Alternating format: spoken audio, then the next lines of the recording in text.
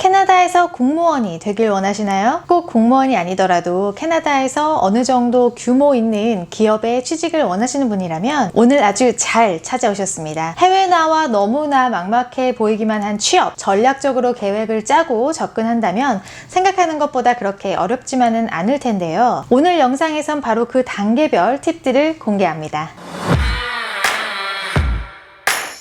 안녕하세요, 티아입니다. 오늘은 제가 예전 영상에서 약속드렸던 캐나다 공무원이 되기 위해 알아야 할 팁들을 공유해 드리려고 하는데요.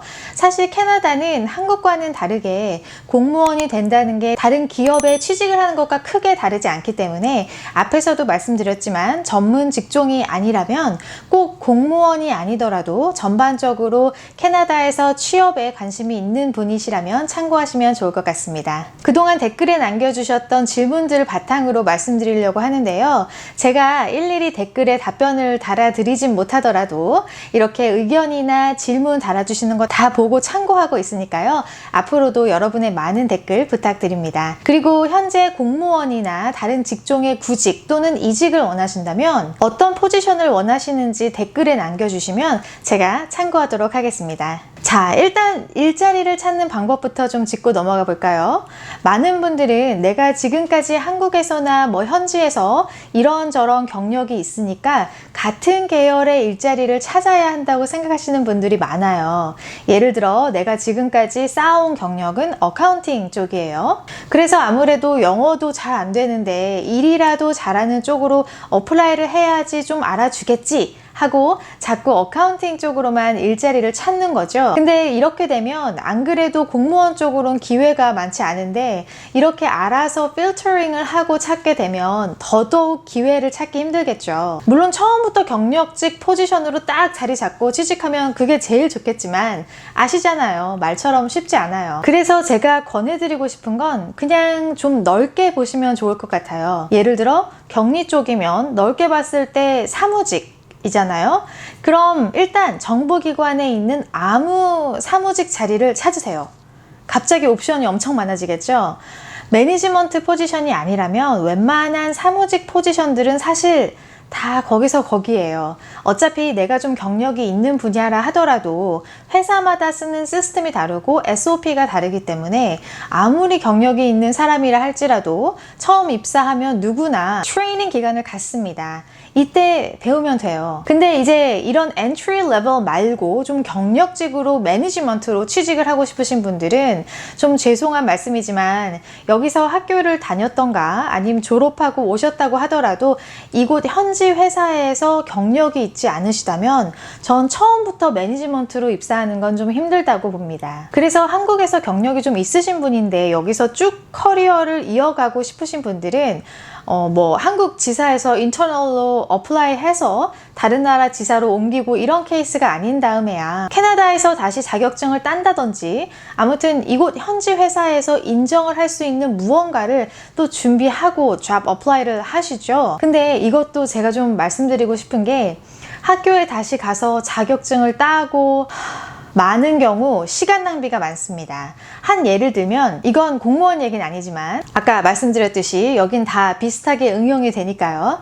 제가 지금 주정부 기관에서 일을 하기 전에 호텔 매니저였잖아요. 그럼 이제 특히 한국에 계신 분들이 정말 많이 물어보세요. 호텔 매니지먼트 전공했냐고. 아니요, 전 심리학 전공이거든요. 그래서 이렇게 여기서 호텔리어가 되고 싶으신 분들은 자꾸 그쪽으로 공부를 해야 하나 많이 고민하신단 말이에요. 근데 여러분, 제가 정말 제 자랑하려는 게 아니고요. 저 여기 밴쿠버에서 제가 일할 그 당시만 하더라도 탑 5 안에 드는 5성급 호텔에서 매니저였잖아요. 그런 제가 제발 권하고 싶은 건 한국이나 유럽 쪽 다른 나라라면 몰라도 이 북미주에선 제발 호텔 매니지먼트 공부하면서 시간 낭비하지 마세요. 그냥 엔트리 레벨로 들어가세요. 저 같은 경우엔 또 호텔 일 하기 전에 항공사 경력이 있어서 어떻게 잘 이어졌지만 그런 경력이 없다면 내가 들어가고 싶은 호텔 몇 개 정해서 정말 아무 포지션이나 일단 발을 들여놓는 게 중요합니다. 여기 회사들은 인터널 포스팅이 정말 잘 되어 있어서 외부에서 사람을 뽑기 전에 항상 먼저 인터널 어플리칸트들에게 기회를 먼저 줍니다. 그렇기 때문에 일단 원하는 회사에 어떤 포지션으로든 들어가게 되면 외부 어플리칸트들보다 우선순위에 있게 되는 거죠.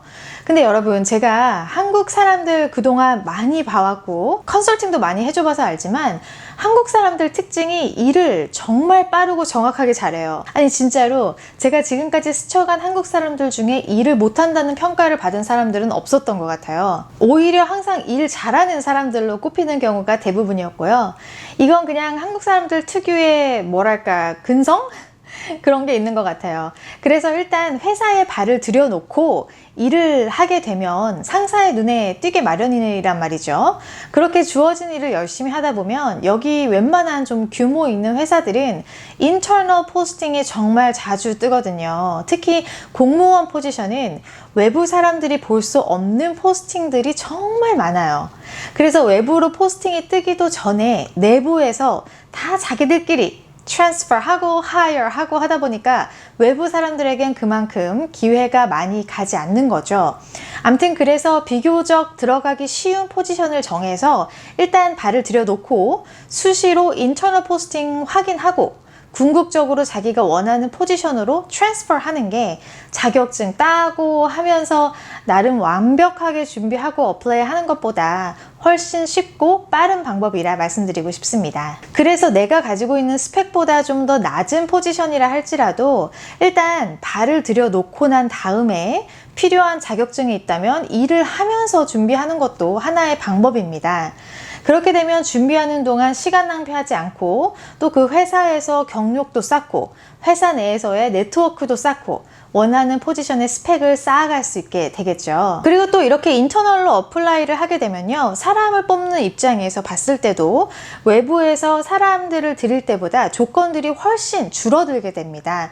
왜냐하면 이미 지금까지 어느 정도 봐왔던 사람이고 그동안 주어진 일들만 성실하게 잘 해왔다면 그 사람의 레퍼런스가 되어줄 사람들도 다 그 회사 직원들이고 그 직원들도 우리 직원이니까 더 신뢰하게 되고 이렇게 벌써 다른 사람들보다 훨씬 앞서 있는 상태에서 그 포지션에 어플라이를 하게 되는 거겠죠. 그리고 꼭 같은 정부기관이 아니라 예를 들어 내가 지금 City of Vancouver에서 일하고 있는데 Municipal이죠. 근데 난 캐나다 Revenue Agency로 옮기고 싶어요.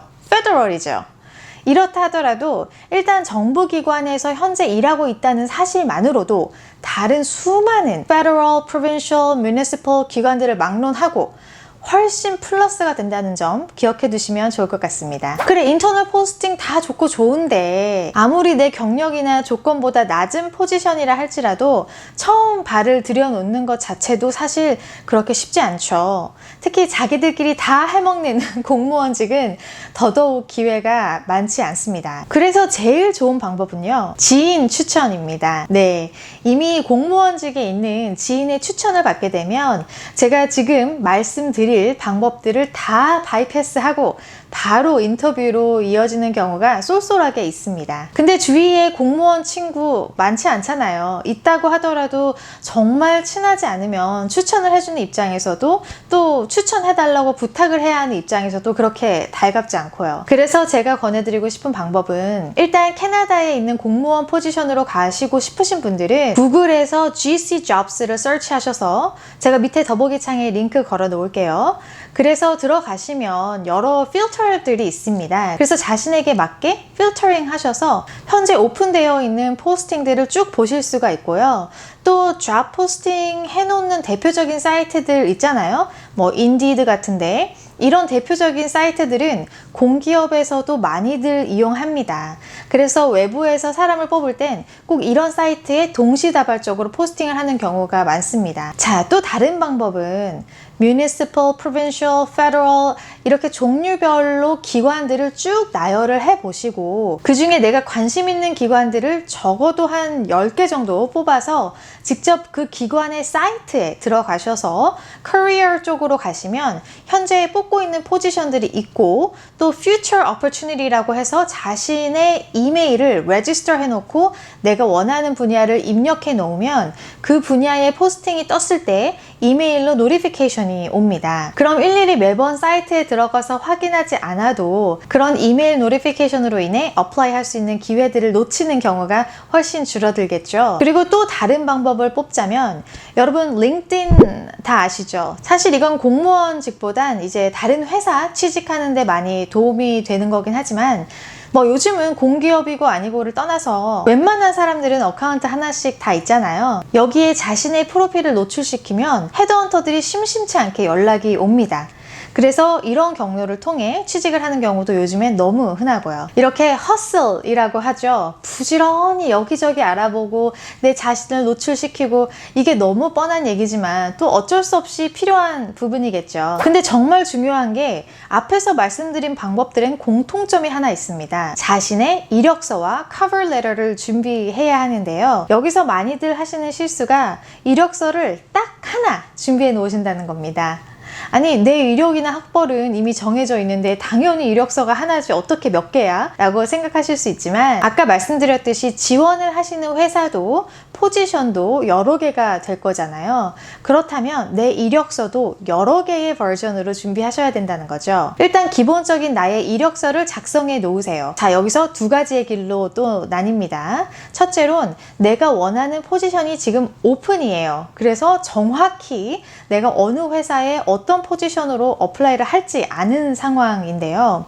이럴 경우엔 그 포지션 포스팅에 들어가셔서 job description을 보면 그 포지션이 필요로 하는 requirement나 responsibilities or duties 같은 것들이 정말 잘 나와 있는데요. 그 안에는 꼭 핵심 단어들이 숨어 있습니다. 그런 것들을 잘 뽑아서 자신의 커버 레터나 레주메에 포함을 시키는 게 아주 중요합니다.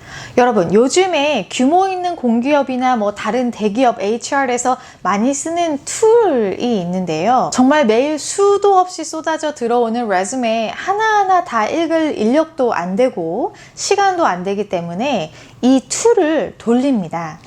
이제 사이트 들어가셔서 이력서 넣으려고 보시면 아시겠지만 많은 기업들은 이제 더 이상 워드 파일이나 PDF 파일로 이력서를 넣지 못합니다. 커버 레터 정도까지는 내가 가지고 있는 파일로 업로드를 할 수 있겠지만 많은 경우 이력서 파트는 그 사이트에 직접 입력을 해야 합니다. 이게 왜 그럴까요? 바로 보다 쉽게 들어오는 이력서들을 자신들이 사용하는 툴로 필터링을 할 수 있기 때문인데요. 어떤 포스팅이 뜨면 이 툴을 사용해서 그 포지션에 맞는 키워드들을 들어오는 어플리케이션들에서 찾아내는 겁니다. 이렇게 필터해서 통과한 지원자들 안에서 이제 HR 랩들이 쭉 훑어보고 서류 심사를 하게 되는 거죠. 그렇기 때문에 더더욱 이 키워드들을 찾아내는 게 중요한 포인트입니다. 다시 한번 말씀드리지만 이 키워드들은요 100% job description에 다 나와 있어요. 예를 들어 나의 qualification을 작성할 때 같은 퀄리피케이션이라 할지라도 워딩을 조금씩 다르게 할 수 있는 거잖아요.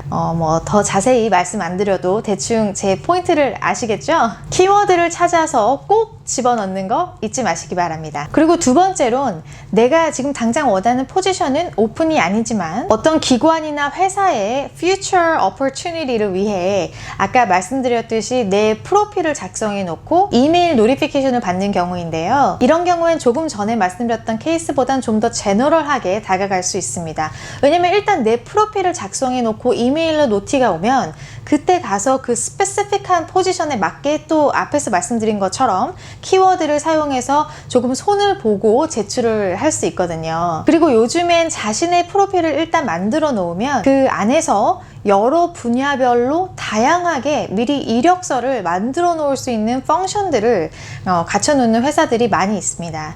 예를 들어 자신만의 캐테고리들을 나눠서 저장해 놓을 수 있는데요. 아주 익스트림하게 다른 분야가 아니라면 한 분야 안에서 각각 다른 포지션마다 사용할 이력서와 커버 레터를 나누어서 미리 저장해 놓을 수 있습니다. 이렇게 해 놓으면 포스팅이 떴을 때 바로바로 빠르고 쉽게 어플라이를 할 수 있겠죠. 자, 오늘은 여기까지고요. 영상이 마음에 드셨다면 좋아요 눌러주시고요. 가시기 전에 제 채널 구독하시는 거 잊지 마시고요. 제 영상이 따끈따끈할 때 놓치지 않고 시청하실 수 있도록 벨 아이콘 누르는 것도 잊지 마세요. 전 그럼 바로 다음 시간에 찾아뵙겠습니다.